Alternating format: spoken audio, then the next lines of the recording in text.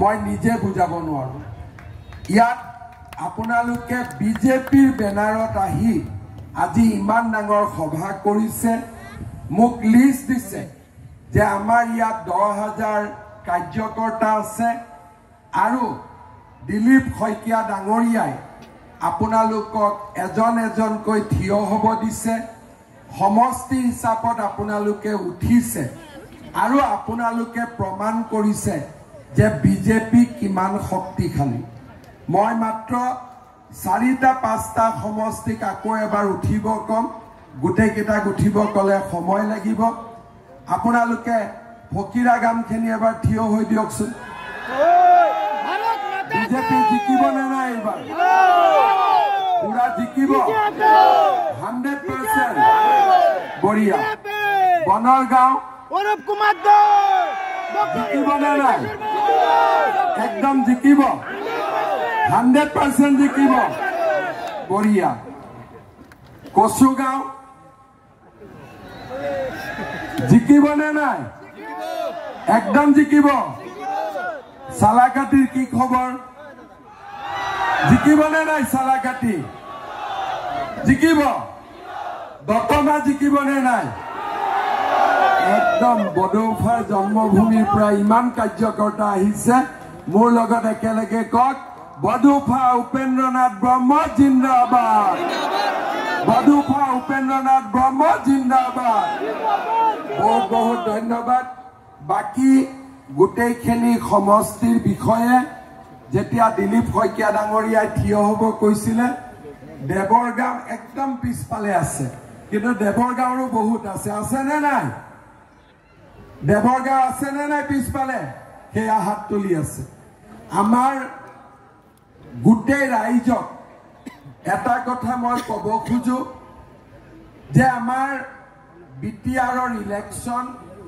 আমি সেপ্টেম্বৰ মাহত অনুষ্ঠিত কৰিম দুৰ্গা পূজাৰ আগতে আমি বিটিআৰৰ ইলেকশ্যন সামৰণি মাৰিম আগষ্ট মাহত ইলেকশ্যনৰ প্ৰচাৰ আৰম্ভ হ'ব আৰু সেপ্টেম্বৰত আমি ইলেকশ্যন শেষ কৰিম কিন্তু সেপ্টেম্বৰত বিটিআৰ ইলেকশ্যন শেষ কৰি আপোনালোক বহি থাকিব নোৱাৰিব কাৰণ আমাৰ লক্ষ্য বিটিআৰতো জিকিব লাগিব আৰু দিছপুৰতো আমি তৃতীয়বাৰৰ কাৰণে বিজেপিৰ চৰকাৰ গঠন কৰিব লাগিব নে নালাগে সেইকাৰণে বেলেগ অঞ্চলৰ কাৰ্যকৰ্তাতকৈ বিটিআৰৰ কাৰ্যকৰ্তাৰ কষ্ট অলপ বেছি হ'ব বাকি অঞ্চলত পঞ্চায়ত ইলেকশ্যন হ'ল পঞ্চায়ত বিজেপি জিকিলে শেষ হ'ল বিটিআৰত আমি সেপ্টেম্বৰলৈকে বিটিআৰ ইলেকশ্যনত ব্যস্ত থাকিম পূজা বুলি আমি দুটামান দিন ৰেষ্ট ল'ম আৰু তাৰ পিছতে আমি অসমৰ ইলেকশ্যনৰ কাৰণে সাজু হ'ম বিটিআৰৰ কাৰ্যকৰ্তাসকলক মই অনুৰোধ কৰিম আপোনালোকে আজিৰ পৰাই বিটিআৰ ইলেকশ্যনৰ বাবে সাজু হওক মোক বহুতে খুদে যে আপোনালোকে কেইটাত ইলেকশ্যন খেলিব আমি সিদ্ধান্ত নলওঁ আপোনালোকে সিদ্ধান্ত ল'ব আমি কেইটাত ইলেকশ্যন খেলিম কিন্তু আমি ইলেকশ্যন হাৰিবৰ কাৰণে নেখেলো ইলেকশ্যন আমি জিকিবৰ কাৰণে খেলিম ইলেকশ্যন আমি জিকিবৰ কাৰণে খেলিম হাৰিবৰ কাৰণে খেলিম নে জিকিবৰ কাৰণে খেলিম হাৰিবৰ কাৰণে খেলিম নে জিকিবৰ কাৰণে খেলিম আমি যেতিয়া ইলেকশ্যন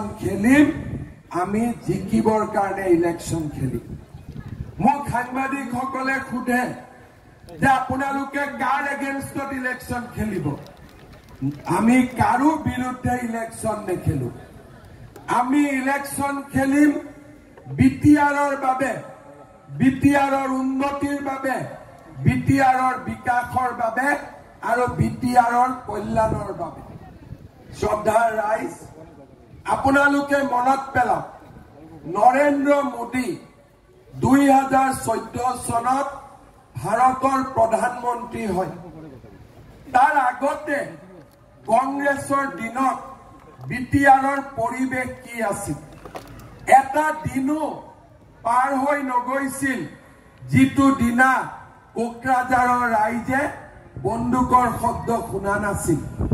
এটা দিন নাছিল যি দিনা কোকৰাঝাৰৰ ৰাইজে বোমৰ ধামাকা শুনা নাছিল। এটা দিন নাছিল যি দিনাখন কোকৰাঝাৰৰ ৰাইজে ভয়ত নিজৰ জীৱন পাৰ কৰিবলগীয়া হোৱা নাছিল। আজি দীঘলীয়া সময়ত কংগ্ৰেছৰ শাসনকালত কিমান আমাৰ মাৰ বুকু খুদা হল, কিমানজন মহিলা বিধৱা হল, কিমান মাতৃৰ বুকু খুদা হল। 2014 চনত নৰেন্দ্ৰ মোদী ভাৰতৰ প্ৰধানমন্ত্ৰী হল। লাহে লাহে বিটিআৰত শান্তিৰ কাম চৰকাৰে আৰম্ভ কৰিলে। 2020 চনত বিটিআৰ চুক্তি স্বাক্ষৰিত হল। কোভিড আহিলে। 21ত মই অসমৰ মুখ্যমন্ত্ৰী হলো। মুখ্যমন্ত্ৰী হোৱাৰ পিছত মই যেতিয়া নৰেন্দ্ৰ মোদী ডাঙৰীয়া আৰু অমিত শ্বাহ ডাঙৰীয়াক সাক্ষাৎ কৰিব গৈছিলো, দুইগৰাকীয়ে মোক কৈছিল যে বড়োলেণ্ডত শান্তি হ'ব লাগে, বড়োলেণ্ডত বন্দুকৰ শব্দ আৰু শুনিব নালাগে। মই আজি গৌৰৱ কৰিব পাৰো 4 বছৰ 4 মাহ অসমৰ মুখ্যমন্ত্ৰী হিচাপে মই পাৰ কৰিলো আৰু এই 4 বছৰত আমি এবাৰৰ বাবেও বড়োলেণ্ডত বন্দুকৰ শব্দ শুনা নাই, বোমৰ ধামাকা শুনা নাই। আজি বড়োলেণ্ড শান্তিৰ এক নতুন স্বৰ্গভূমিলৈ ৰূপান্তৰিত হৈছে। বড়োলেণ্ডৰ মানুহে কি বিচাৰিছিলে যে এখন দিল্লীত চৰকাৰ আহক, দিছপুৰত চৰকাৰ আহক, যিখন চৰকাৰে আমাৰ জীৱনৰ নিৰাপত্তা দিব পাৰে, যিখন চৰকাৰে আমাক সকলোকে মিলা মিছাৰে ৰাখিব পাৰে, যিখন চৰকাৰে বড়োলেণ্ডবাসী একতাৰ মহামন্ত্ৰৰে আজি একেলগে সমন্বয়ৰ সাঁকো নিৰ্মাণ কৰিব পাৰে।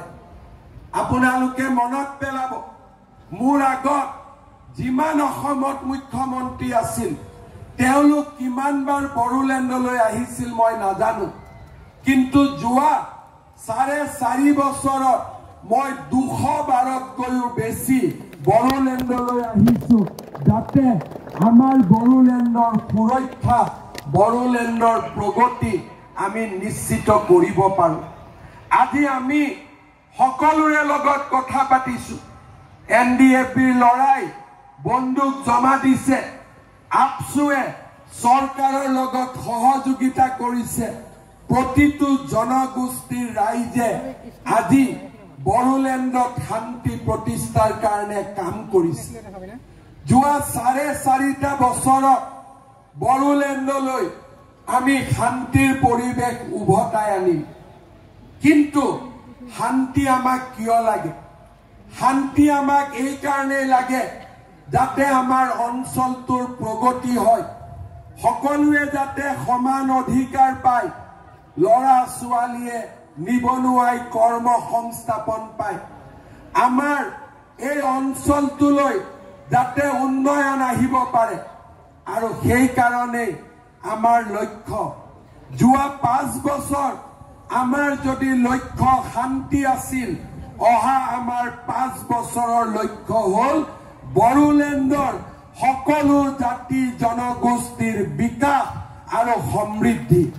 আমি বিচাৰিম যে এই বড়োলেণ্ডত কোনেও দ্বিতীয় আৰু তৃতীয় শ্ৰেণীৰ নাগৰিক নহব, প্ৰতিজন প্ৰথম শ্ৰেণীৰ নাগৰিক হব, তাক আমি কামনা কৰিম। আৰু সেইকাৰণে শ্ৰদ্ধাৰ ৰাইজ, এইবাৰ আমাৰ নিৰ্বাচনৰ শ্লোগান হব 5 বছৰ আমি শান্তি আনিলো, অহা 5 বছৰ আমি প্ৰগতি আনিম, সুৰক্ষা আনিম, বিকাশ আনিম।